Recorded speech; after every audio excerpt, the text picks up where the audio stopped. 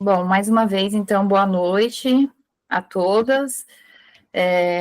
Nós vamos dar continuidade, então, ao capítulo 26 do livro Uma Vida com Propósito. E hoje, quem vai ministrar aos nossos corações é a nossa irmã Adriana, né? Uma bênção de Deus, estava sentindo falta dela aqui com a gente. Graças a Deus, hoje, né? Nesse horário, Sim, ficou melhor. isso por causa do trabalho, assim fica melhor. Porque eu estava chegando muito tarde, mas estava sentindo falta. Sim, que bênção, a gente também. Então, vamos lá, irmã Adriana, com você. Vamos lá, então. Pai do Senhor, meninas, tudo bem? Eu vou ler alguns tópicos aqui, depois aí eu vou ministrando, tá bom? A gente vai falar, o tema diz assim, ó, crescendo por meio da tentação.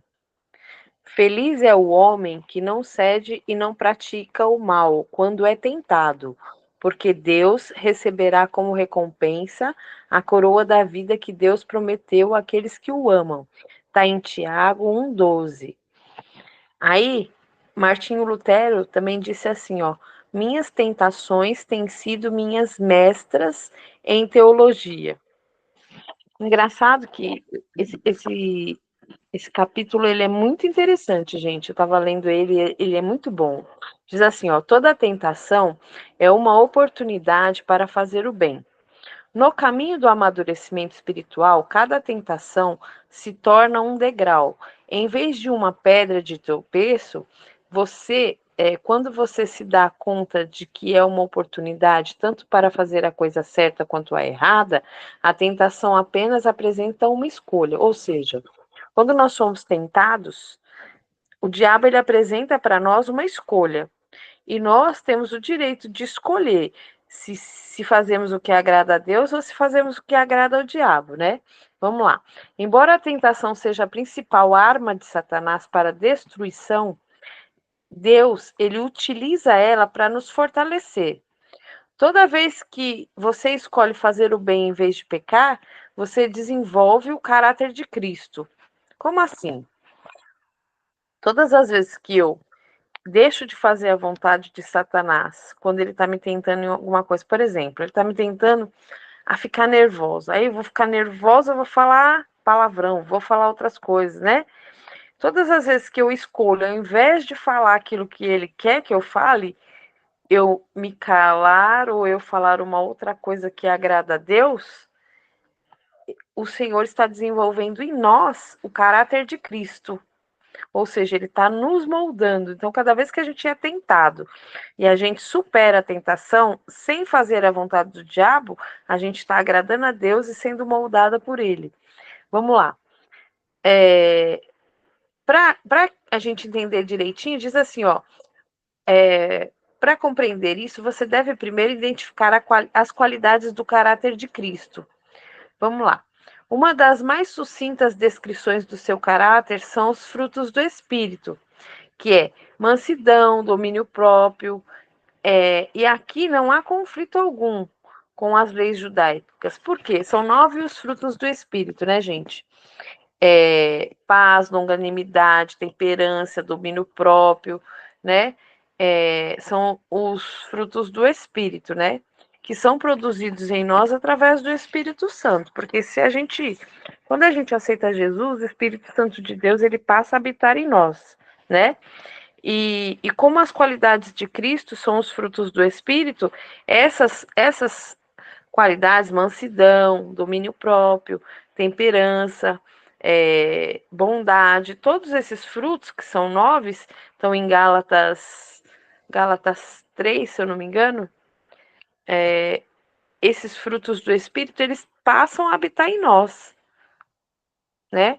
Ó, vamos lá. Como o Espírito Santo, então, produz esse fruto com as 9 qualidades, ele cria instantaneamente. Ou seja, será que algum dia ao levantar pela manhã, eu vou ser preenchido plenamente pelas características de Cristo? Normalmente, o Espírito Santo ele já coloca em nós os frutos do Espírito, quando a gente aceita Jesus, né? Mas é aquele negócio, nós temos o direito, né, por exemplo, nós somos tentados a ficar irritados, nós somos tentados a praticar o mal, né? A Bíblia diz que o mal que eu não quero fazer, ele está em mim, né? Então, nós somos tentados todos os dias, cada um de uma maneira, em uma área, né? E o que é mais importante que eu achei aqui, muito, muito interessante, é assim, que a tentação, ela funciona em 4 fases. Isso aqui eu achei muito top. Olha só, é útil saber que Satanás ele é absolutamente previsível. Por que previsível? Porque ele tem usado a mesma estratégia como os velhos truques desde a criação. Ou seja, todas as tentações, elas seguem o mesmo padrão. Como? Vamos lá. Paulo disse assim, ó: somos bem familiarizados com os seus esquemas malignos. Na Bíblia, aprendemos que a tentação segue um processo de 4 fases. Essas 4 fases aqui que eu vou falar com vocês. Vamos lá. A primeira fase, Satanás, ele identifica um desejo dentro de nós. Pode ser um anseio pecaminoso, ou um desejo de vingança, ou um desejo de controlar os outros, ou um anseio normal e legítimo, como o desejo de ser amado, valorizado, de sentir prazer. A tentação começa quando Satanás ele sugere com um pensamento que você ceda a um desejo maléfico ou realize um desejo legítimo de forma errada. Olha só, a Bíblia diz assim que nós temos que tomar cuidado com os atalhos, né? Porque nós somos... Satanás, ele sussurra nos nossos ouvidos assim, ó. Por exemplo, você merece isso mesmo, você deveria ter isso agora. Vai ser muito emocionante, confortante, vai ver que você se sinta melhor. Então, ele sopra esses pensamentos em nós, né? Aí, ó, pensamos que a tentação está ao nosso redor, mas Deus diz que ela começa dentro de nós. Se você não tiver o desejo interno, a tentação não tem como atraí-lo, ou seja, nós só vamos ser tentados naquilo que nós temos o desejo de. Por exemplo, eu tenho o desejo de adquirir um carro zero, por exemplo. Então, eu vou ser tentado naquilo que eu tenho desejo, entende? Eu tenho desejo de arrumar um namorado, um marido. Eu vou ser tentado nesta mesma área, né? Eu tenho desejo de me tornar chefe no meu departamento. Eu vou ser tentado exatamente na área que eu tenho desejo. Vamos lá. A tentação, ela começa na nossa mente, né? E quando que ela ocorre? Jesus disse assim, pois do interior do coração dos homens vêm os maus pensamentos, as imoralidades sexuais, os roubos, os homicídios, os adultérios, as cobiças, as maldades, o engano, a devassidão, a inveja, a calúnia, a arrogância, insensatez. Todos esses males vêm de dentro de nós, né?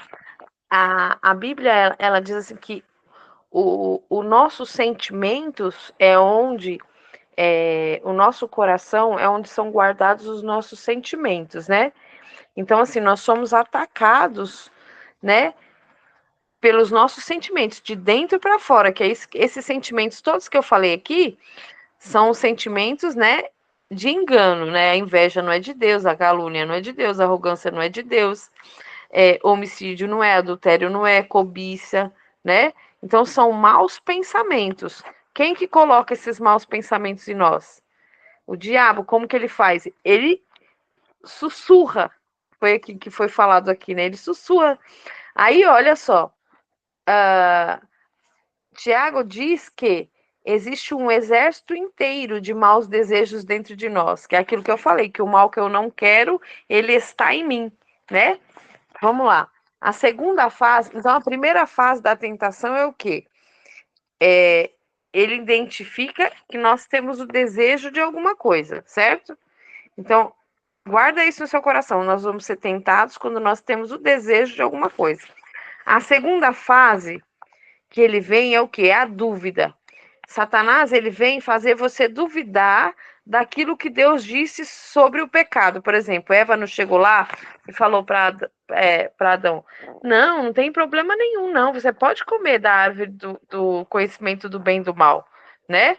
Então, mas vai contra aquilo que Deus disse. Então, se vai contra aquilo que Deus disse, é pecado. Ah, dona Adriana, como que eu sei aquilo que Deus disse? Quando eu leio a Bíblia. Quando eu leio a Bíblia, que é a palavra de Deus, ele vai nos ensinando aquilo que é a vontade dele, né? Aí, ó, diz assim, ó. Aí vem a segunda fase, que é a dúvida. Lembra aí, dúvida. Como que eu sei? Ah, será que isso mesmo é errado? Será que Deus realmente proibiu fazer isso? Não é possível que Deus tenha proibido isso para o povo dele em outra época. Ah, Deus não quer que eu seja feliz. A Bíblia adverte: cuidado. Não deixe os maus pensamentos e dúvidas levarem algum de vocês a se afastar de Deus. Olha, uma coisa que eu aprendi é assim, ó. Todas as vezes que eu oro, que eu quero alguma coisa, ou que eu estou pedindo direcionamento de Deus, ah, eu quero mudar de emprego. Ah, eu quero comprar uma coisa. Tudo que eu oro assim, que eu fico com dúvida, a Bíblia diz que a dúvida não é de Deus. Que aí aqui é a segunda fase da tentação, que Satanás ele vem com a dúvida. Ele já lança a dúvida, que é para você duvidar daquilo que Deus falou. Ah, Deus te escolheu para louvar. Será que ele me escolheu mesmo? Ah, Deus me escolheu para pregar. Ah, será que Deus me escolheu mesmo? Não está acontecendo nada. Ah, Deus me chamou para interceder. Será que ele me chamou mesmo? Então, essa tentação, você veja bem, que é para fazer a gente duvidar daquilo que Deus falou, né? Vamos lá. Então, a Bíblia nos adverte: cuidado, não deixe os maus pensamentos e dúvidas levarem algum de vocês a se afastar do Deus vivo. Então, a primeira fase da tentação é o quê? Ele vem, né? E identifica dentro de nós um desejo. A segunda fase, ele vem com a dúvida, para a gente duvidar daquilo que é o plano de Deus para nós. A terceira fase é o engano. Satanás é incapaz de falar a verdade, porque ele é chamado de pai da mentira. Então, tudo que ele disser é falso e mentira. Satanás ele oferece a mentira para substituir o que Deus disse em sua palavra. Você não vai morrer. Você será mais esperto do que Deus. Você pode se dar bem com isso. Ninguém vai saber. Vou resolver os seus problemas. Além do mais, todos estão fazendo isso. É apenas um pecadinho. Ah, mais um pecadinho. Como uma gestação recente. Ou aquela frase que a gente, não tem nada a ver. Né? Não tem nada a ver. Não tem nada a ver. Isso aí eu posso fazer. Ah, mas o meu irmão faz. Ah, mas na minha igreja não pode. Né? Não tem nada a ver. Não tem nada a ver, né? Ele vem assim. Então, assim, a terceira fase é o engano. Então, ele tenta nos enganar. E como é que eu posso me livrar desse engano? Quando eu conheço a palavra, né? A gente sabe que ele é o pai da mentira. Então, tudo que ele fala, todo pensamento que ele coloca em nós, Deus disse que eu e a minha casa serviremos ao Senhor. Deus ele tem promessa no meio da sua família, no meio da sua parentela. Se ele já fez a promessa um dia, não importa se foi hoje, se foi há 10 anos, se foi há 3 anos, né? Ele prometeu. E ele não é o pai da mentira, o pai da mentira é o diabo. Aí o diabo vem e fala assim, ó, imagina, ele vai morrer antes de ser salvo. Imagina, o seu filho liberto do vício, das drogas, da bebida? Não, imagina, nunca, nunca ele vai deixar de fazer aquilo, né? Não é assim que ele vem para nós? Então, a terceira fase é o engano. Ele tenta nos enganar, sendo que nós já ouvimos de Deus aquilo que é o projeto dele. Então, ele vem nos enganar. Então, a primeira fase é, ele identifica em nós uma tentação, né? Depois, a segunda fase, ele vem e nos traz dúvida. A terceira fase, ele já vem com engano, querendo nos enganar. Porque a gente não tem mais dúvida daquilo que Deus já falou, a gente já sabe que o que é certo e o que é errado, né? Então, a gente não tem dúvida mais. Aí na terceira fase ele vem querendo nos enganar. né, dizendo que aquilo que Deus falou não é verdade. Na quarta fase, é a desobediência. Você acaba agindo de acordo com a ideia que vinha brincando na sua mente. Por exemplo, o que começou como uma ideia nasce como uma conduta, e você cede a qualquer coisa que chamar a sua atenção. Acredita nas mentiras de Satanás e cai nas armadilhas sobre qual Tiago alertou. As pessoas são tentadas quando são atraídas e enganadas pelos seus próprios desejos. Então, esses desejos fazem que o pecado nasça. E o pecado, quando já está maduro, produz a morte. Não se engane, meus queridos. O que acontece? Ele vem com ele vem, né, com o sapatinho de algodão lá, né, pra gente coloca o pensamento em nós. Aí depois nós somos tentados, né? Porque ele já jogou o desejo no nosso coração. Ai, olha como ele é bonito, né? Aí ele vem nessa fase aqui, que é engraçado, porque ó, até o momento que eu estou olhando algo, olhando, né? Eu posso olhar e achar uma pessoa bonita? Posso, né? Eu posso. Eu estou pecando? Não. Eu estou pecando quando eu passo a desejar estar com ela. Aí eu estou pecando, entendeu? Olha só, que nem aqui, ó. A fase da desobediência, ele nos alerta que os desejos fazem com que o pecado nasça e o pecado, quando já está maduro, produz a morte. Que tipo de morte? Por exemplo, a corresponder a uma tentação funciona e é proveitoso em si, mas existem passos específicos a serem tomados. Por exemplo, vamos supor, quando eu peco, tá? Eu peco, eu pequei. Caí na tentação e eu pequei. Aí, o que acontece? Quando eu me arrependo do fundo do meu coração e peço perdão para Deus, o perdão de Deus, ele é automático. Mas mesmo assim, Deus nos perdoando automaticamente, Satanás ele vem e fala: "Tá vendo? Ah, mas você fez isso". E a gente começa a sentir um sentimento de culpa. E esse sentimento de culpa quem traz é o diabo, porque a gente já se arrependeu e pediu perdão para Deus. Só que, o que acontece? Eu não posso pedir perdão hoje e continuar fazendo a mesma coisa. Eu não posso errar na mesma coisa, eu tenho que pedir perdão e deixar o pecado. Eu posso errar de novo? Posso, eu posso errar em outras coisas, mas não na mesma coisa. Porque aí eu tenho que pedir perdão e deixar aquilo que eu fazia errado. Entendeu? Não adianta aí eu peço perdão hoje e amanhã eu faço a mesma coisa. Eu peço perdão hoje, amanhã eu faço a mesma coisa. Aí esse pecado, ele significa que é um pecado consciente. Porque você já sabe que está errado, pediu perdão e continua fazendo.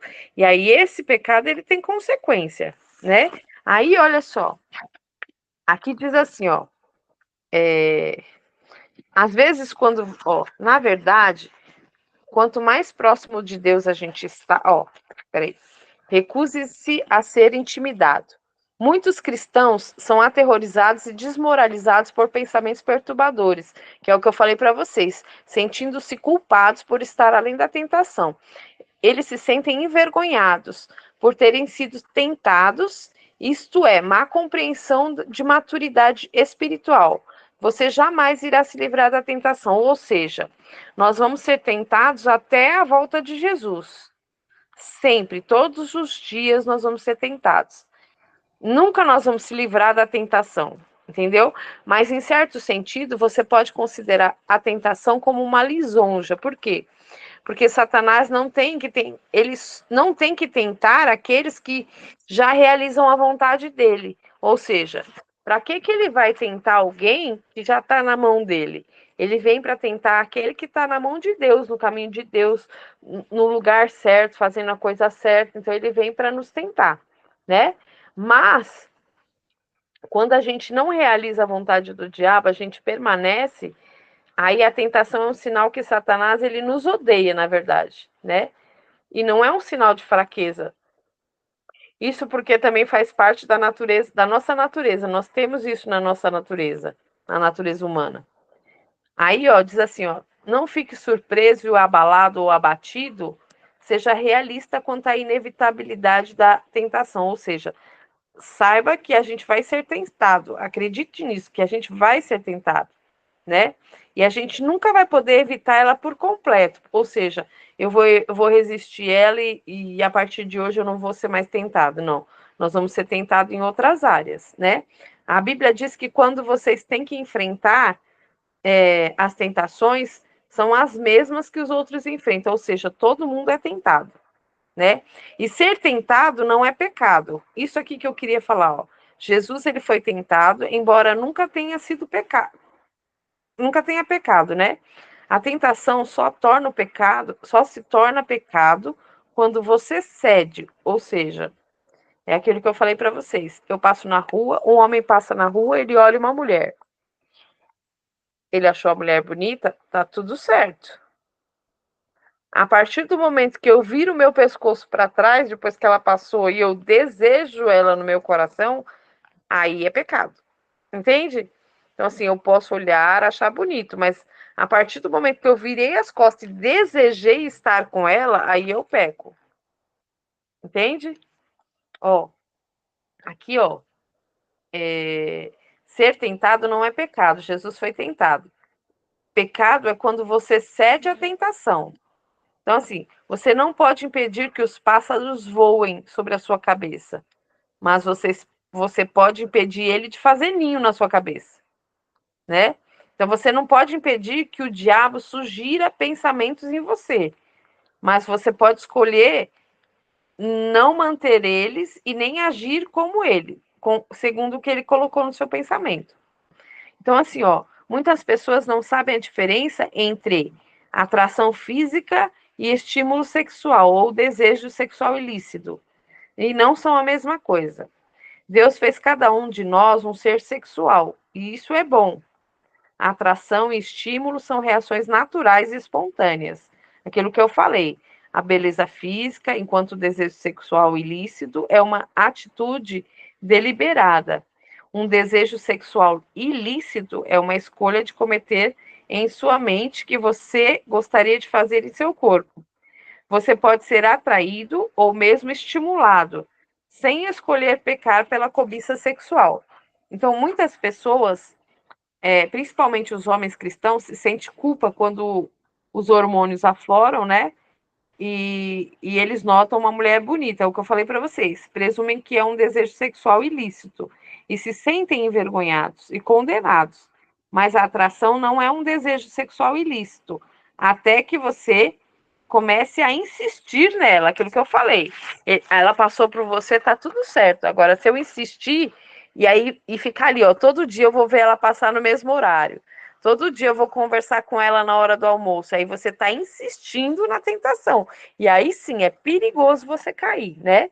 Então, assim, quanto mais próximo de Deus a gente estiver, mais Satanás vai se esforçar para nos tentar, né? Mas, às vezes, quando você ora, Satanás ele vem com pensamentos, ele tenta te distrair, ele tenta te fazer ficar assustado, envergonhado. Por exemplo, eu estou em casa e vi um vulto. A primeira sensação de uma pessoa que não tem maturidade espiritual é sentir medo, certo? Aí você viu o vulto preto, você sentiu medo. Mas a partir do momento que você sabe quem você é em Cristo e você sabe que ele tem que sair em nome de Jesus, você vai dizer para ele assim, ó, pode sair, pode pegar tudo que é teu e sair agora, é no nome de Jesus. Pode bater em retirada, porque aí você já sabe da sua autoridade em Cristo, né? E nós somos capacitados para fazer isso. Então ele vem primeiro com o quê? Com medo. Ele te põe medo, né? Aí ele vem, ó, vamos lá. Existem determinadas situações que deixam a gente mais vulnerável. Algumas circunstâncias nos farão tropeçar, ou seja, quando a gente. E mesmo assim, ó, vamos supor, eu caí, eu pequei, eu errei. Aí acontece uma situação e eu preciso expulsar um demônio.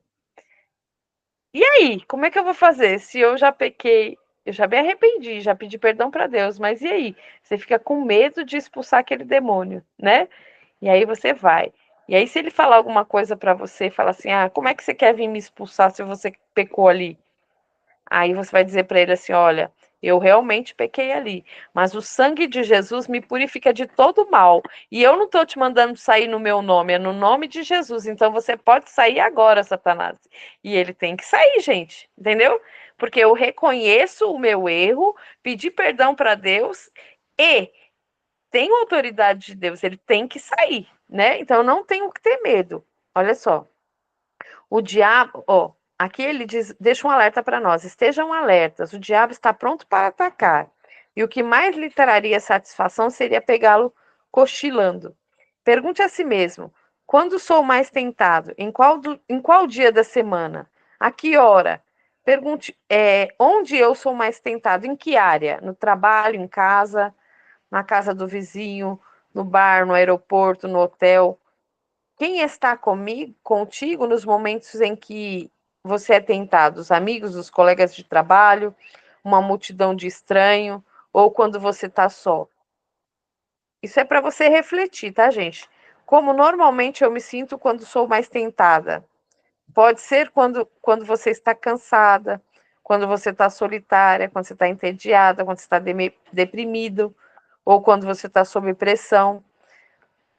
Talvez seja quando você está magoado, zangado, preocupado, né? Então, assim, é num momento que ele vem que você tá com o seu emocional despreparado. Porque ele nunca vai vir quando você tá cheio de Deus. Ele nunca vai vir quando você tá cheio de Deus, porque você vai identificar e vai repreender ele, entendeu? Você vai falar, ó, Satanás, sai, que esse pensamento não é de Deus. Eu já sei, pode sair. Porque você está cheio de Deus. Então ele vem no momento que você está em tribulação, no meio da família, com discussão, que você está nervosa. Aí ele vem. Ah, tá vendo? Você podia largar esse serviço e ir embora. Você podia sair, você podia mandar ela passear, né? Você podia falar tantas coisas e abandonar, né? Aquilo que Deus colocou para você fazer. Então, assim, Deus te colocou num lugar, aí você passa uma. Ó, uma certa feita, eu trabalhava numa loja e a minha gerente era desviada, né? E ela era uma prova, gente, era uma tribulação trabalhar com ela. Às vezes eu limpava o balcão assim, né? Ela vinha, passava os dedos assim, ó, bem assim, ó, para ver se estava limpo, sabe? Fazia aquilo e aquilo eu aguentava. Um dia, menina, um dia eu fiquei tão nervosa que eu fui pro banheiro. Eu falei, Jesus, falei, Senhor, o senhor tá vendo, né, pai?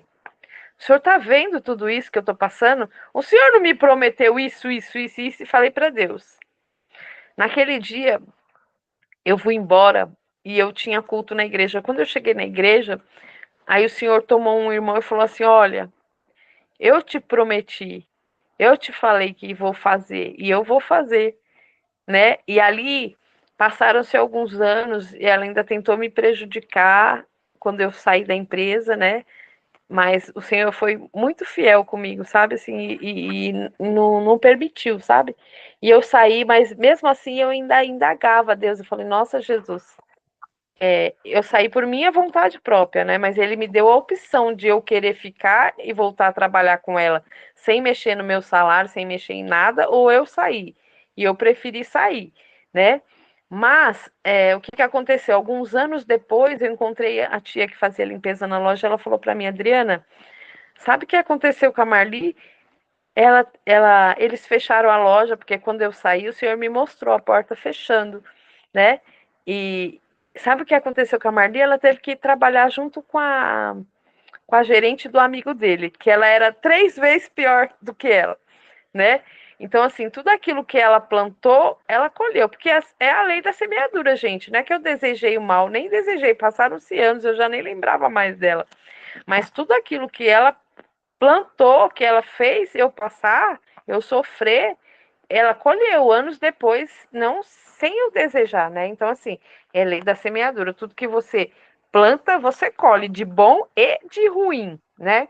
Então, assim, ó, para terminar, que eu já estou terminando, a Bíblia diz assim, ó, você deve identificar o seu padrão característico de tentação e então se preparar para evitar que as situações, quando ela vier, né? A Bíblia diz assim, ó, continuamente para nos prevenirmos, preparando-nos para enfrentar a tentação. Paulo diz: não dê lugar ao diabo, oportunidade para ele tentar você.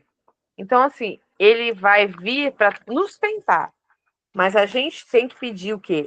Quando eu não consigo, por exemplo, eu fumava e eu parei de fumar, e aí vem aquela tentação para eu voltar a fumar, né? Fiquei nervosa, fiquei com raiva, né? E aí vem aquele negócio, aquela tentação para me voltar a fumar, né? E aí pede ajuda a Deus e não faz a vontade do diabo, e sim a vontade de Deus. Porque aí a Bíblia diz assim, ó: sujeitai-vos a Deus, resisti ao diabo e ele fugir de vós. Então assim, ó: Senhor, eu estou aqui, sujeitai-vos a Deus.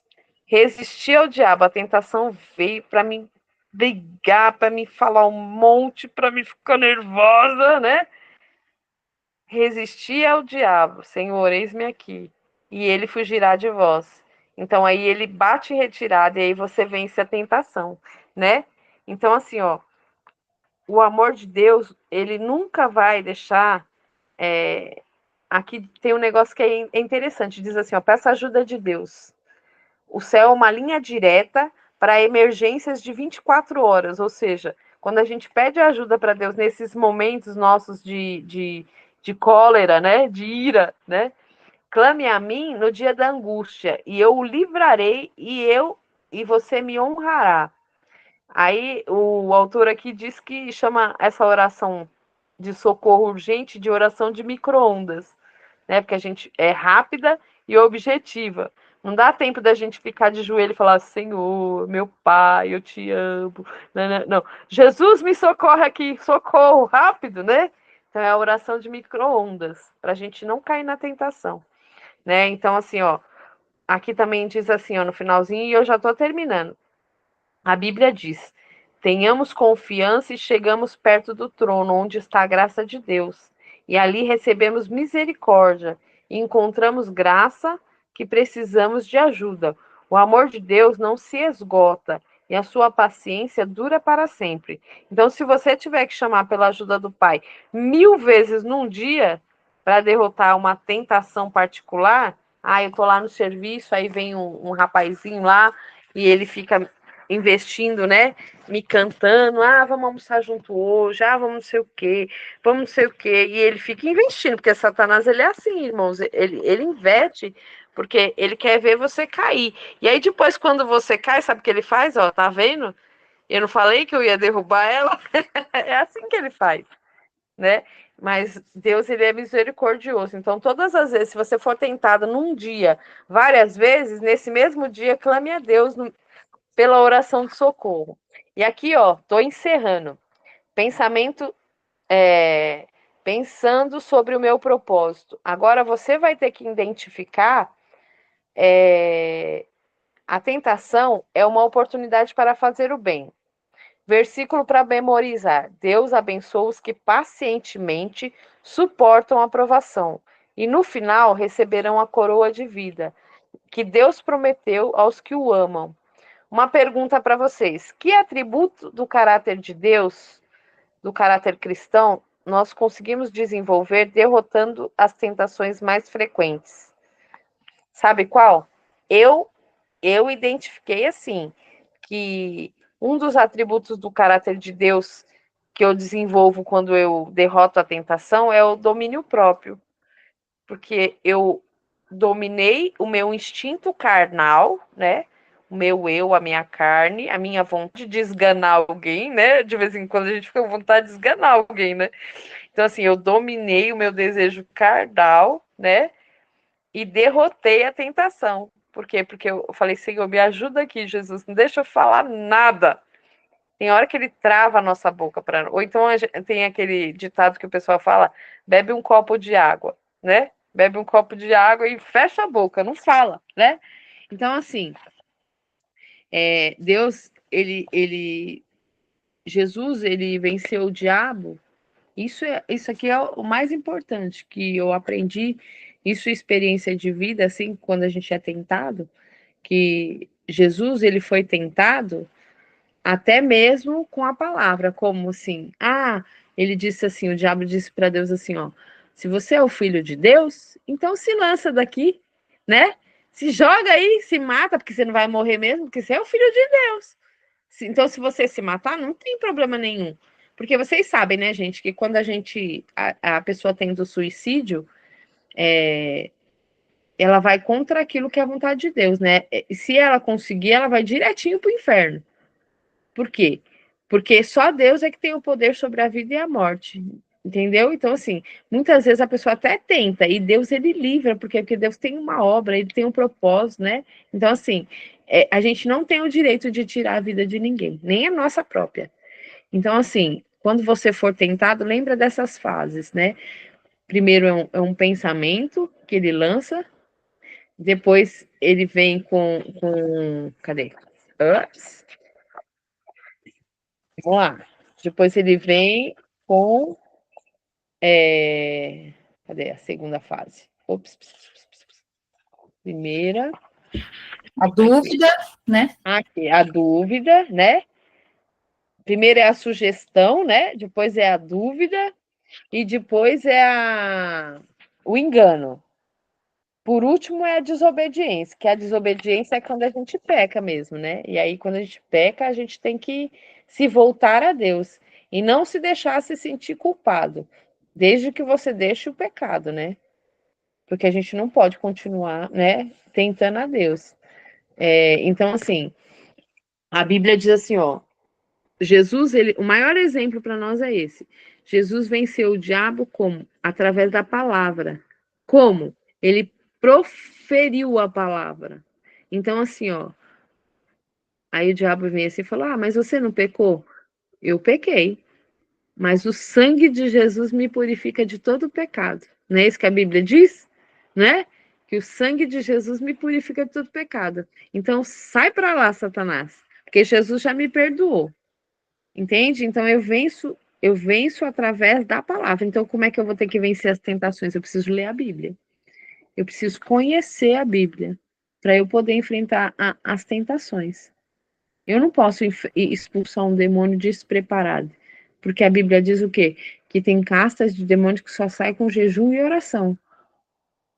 E às vezes, se eu não estiver jejuando, não preciso estar jejuando no dia, mas eu preciso estar constantemente em jejum e oração. Entende? Pode ser que aconteça uma situação, estou na escola, vou usar um exemplo da Thalita. Thalita trabalha na escola, né, Thalita? Aconteceu um negócio lá e foram chamar a Thalita, porque sabe que a Thalita é crente para expulsar um demônio.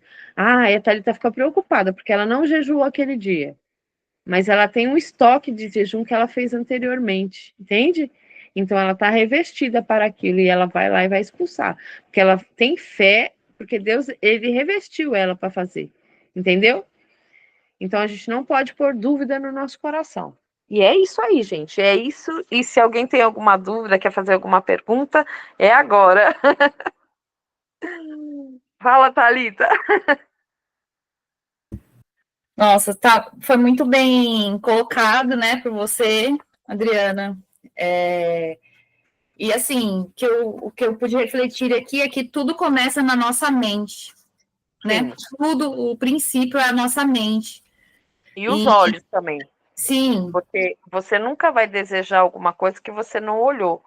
Por isso que diz que os nossos olhos é a porta da alma, né? Então, se eu olhei, desejei, cobicei. Sim. Na verdade, através dos nossos sentidos, né? Dos 5 sentidos que vai para o cérebro, né? E é ali que nasce o desejo. Mas, assim, a nossa mente é um campo de batalha, né? Um campo de batalha. É ali que o inimigo investe. Então, assim, além de tudo isso que é extremamente importante, né? Como a irmã Adriana bem citou, né? Nós nos revestimos da armadura de Deus, né? Ler a Bíblia, a oração e jejum. Também a importância disso, de ter o conhecimento, como ela falou, né? Da questão do domínio próprio. Isso também diz respeito a desenvolver inteligência emocional, né? A desenvolver não se deixar ser dominado pelas emoções. Inteligência emocional diz respeito a isso, não se deixar ser dominado pelas emoções, Porque que nem ela citou o exemplo dela, né? Lá no trabalho. Se na hora ali daquele nervoso, se a gente não consegue, a gente não se conhece e a gente deixa as emoções falar mais alto, a gente acaba ali fazendo coisas que depois coisas que depois mais para frente a gente vai se arrepender, né? Então isso também é um ponto importante. E também quando ela estava falando, né, eu me lembrei de uma rapidinho uma história aqui que é do prego na parede. Não sei se vocês já ouviram essa história, que diz que tinha um homem, né, que ele colocou a casa, ele estava querendo vender a casa dele, ele colocou a casa dele à venda, era uma casa muito grande, né, uma casa muito boa, e ele queria vender a casa. E apareceu um interessado em comprar. Só que ele não tinha aquele valor que o dono da casa estava pedindo, aquele valor, né, total em dinheiro. E aí ali eles começaram naquela negociação e tal. E aí, resumo da história, o dono original da casa falou assim, tudo bem, eu vou vender por esse valor que você me propôs, mas com uma condição. Sabe, tá vendo aquele prego ali na parede? Aquele prego ali vai pertencer a mim. Você não pode colocar nada, ele vai pertencer a mim. E aí o rapaz estava interessado, né? Falou, nossa, vou comprar por esse... Pensou assim, vou comprar por esse preço... O que é esse prego na parede, né? Que mal um prego vai fazer? E ali ele comprou a casa. E aí, passado um tempo, né? Tempos depois, anos depois, o dono original da casa voltou e queria comprar a casa de volta. Só que aí o rapaz falou assim: não quero vender, não quero. E ali o dono original ficou insistindo, mas o rapaz não queria vender a casa para ele novamente. E aí, sabe o que ele fez? O dono original foi lá, pegou uma carniça, entrou lá dentro da casa e pendurou naquele prego que pertencia a ele, de acordo com o acordo que eles fizeram. E aí, aquela família que estava morando ali, né, que tinha comprado a propriedade, não estava mais aguentando, não estava suportando mais o cheiro daquela carniça e se viu obrigado a vender a casa. Né, foi obrigado a vender, porque não tinha como morar ali com aquilo ali, né, ele não ia poder mexer de acordo com o acordo que eles fizeram. Então, resumo da ópera, resumo da história, se nós deixarmos o diabo apenas como um pequeno prego nas nossas vidas, ele voltará e pendurará o seu lixo, sua podridão, né, e deixará nossas vidas insuportáveis para Cristo habitar. Então, que isso possa servir de alerta, né? Que a gente possa estar atento às tentações, cuidado com esse, não tem nada a ver, que nem a Madriana falou, né? Não, isso não tem problema, é só uma coisinha de nada. Então, esse daí é um prego que a gente está permitindo estar na nossa vida, na nossa casa, né? E que a gente possa ter atenção quanto a isso, né? Esse capítulo foi bem profundo. Então, bonito e assim, e é mais pura verdade. A gente que sabe que já foi tentado, assim, algumas coisas, né? Eu achei ele muito interessante, até assim, para o nosso dia a dia mesmo, para a gente estar atento, né? Verdade. Porque o pecado só se dá quando a gente consuma o fato, né? Então, assim, enquanto a gente pensa, enquanto a gente olha, tá tudo certo. Agora, quando eu consumo... E outra coisa que ele falou, que é importante, é que quando eu peco, quando a gente peca, a gente passa por uma situação que se chama morte espiritual. Eu já passei por esse período de morte espiritual, e assim, parece que a gente está vivo, mas a gente não está vivo, a gente está morto espiritualmente. É muito ruim, na verdade, é muito ruim, porque você pensa que você está bem e você não está bem. Parece que você está morto espiritualmente, aquele culto está uma bênção, e você não está sentindo nada. É muito ruim, gente, de verdade. É verdade. Bom, que bênção, né? Desde já quero agradecer. Muito obrigada, irmã Adriana, pela sua entrega, né? Que Deus te abençoe, que Deus continue te usando e te recompense, né? Por tudo aquilo que você semeou nas nossas vidas, né? Essa noite. Agradeço a presença de todas. Estou estudando a possibilidade de nós mudarmos para esse horário. Não sei o que vocês acham, se é melhor esse horário. Eu sei que tem muitas pessoas que estão tendo dificuldade de entrar às 6. Então, eu vou colocar uma enquete lá no grupo para ver, né, o que vocês acham.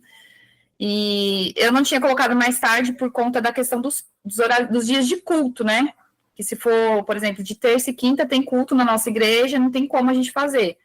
Então, até eu estava conversando com a irmã Adriana, ela me sugeriu, Thalita, por que você não faz de segunda, quarta e sexta, nesse horário? E aí, terça e quinta faz normal. Também. Ou então, deixa só segunda, quarta e sexta, né? Sim, também. Mas aí vamos ver, vamos estudar direitinho e aí depois a gente vai se adequando. Mas desde já agradeço, né, a presença de todos vocês, que Deus abençoe, que vocês tenham uma excelente noite. Ó, a Milena está chegando agora. Que vocês tenham uma excelente noite, tá bom? Que Deus abençoe. E amanhã a gente se encontra nesse mesmo horário, tá bom? Às 8. Não me abandone aqui. Espero Amém. por você. Faz a enquete, viu? Coloca no grupo. Tá bom, eu vou fazer sim. Tá bom? Amém. Boa noite para todos. Então, fica com Deus. Deus abençoe. Fique com Deus. Um beijo. Amém. Boa noite. Deus abençoe. Até.